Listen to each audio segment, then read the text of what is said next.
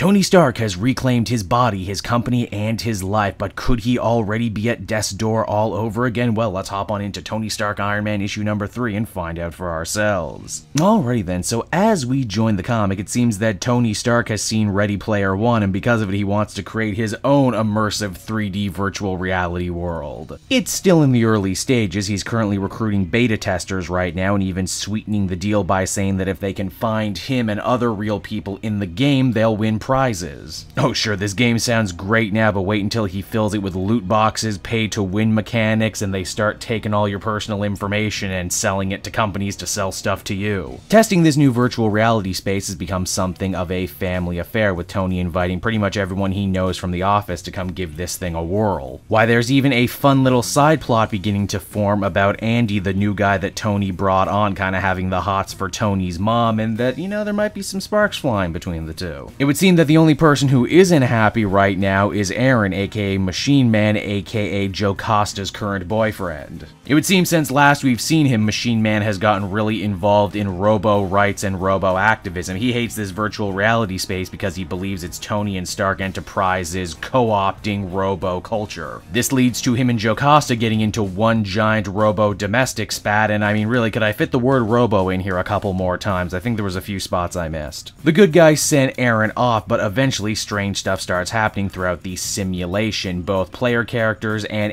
NPCs all end up getting hunted down by some strange external force. This ends up being revealed to be a virtual reconstruction of Aaron as Machine Man, only he's bigger and more dangerous now in the virtual world than he ever was in the real one. How the hell did a loser like Machine Man manage to hack his way into Stark's virtual reality? Well, as we discover over at the Uncanny Valley, a bar by robots for robots, a jilted Stark creation gave Aaron a headset so he could wreak havoc as payback against his girlfriend and her boss. Of course, this isn't actually a robot, it's actually the head of Stark's own security, who, if you've been reading along, knows is actually under the control of, well, the Controller. The rampaging Machine Man eventually hunts down where Tony is hanging out in the game, and wouldn't you know it, in the virtual world, who does Iron Man choose to become?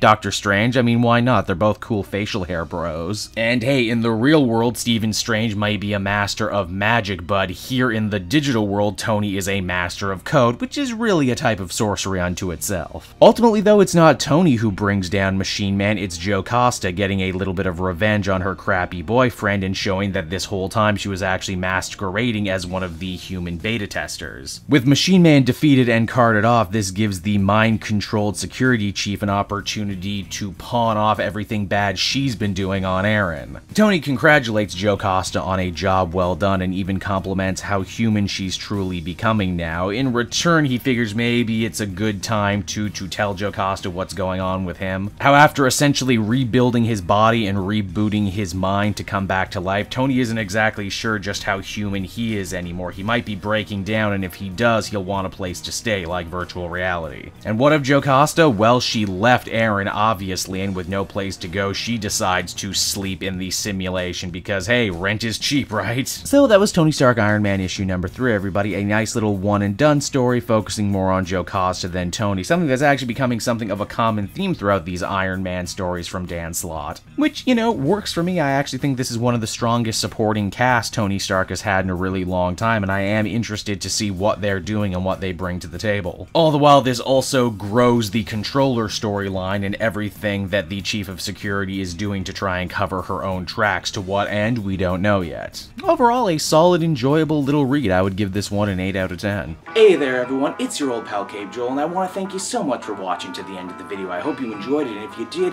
why not check out some of these other videos I have available from the channel. And hey, you know what, if you're in a supportive mood, you can also check out my Patreon link down in the description. Patrons get exclusive access to videos and content before anyone else, and you can do so for as little as $1 a month. So until next time everyone, this has been Cape Joel. Thank you so much for watching, and I will be back again next time with more comic content that smacks of greatness. Bye-bye everyone.